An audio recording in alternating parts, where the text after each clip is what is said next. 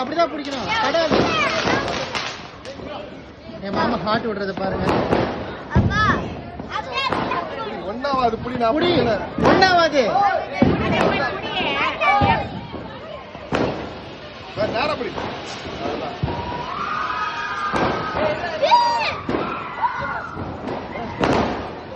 சும்மா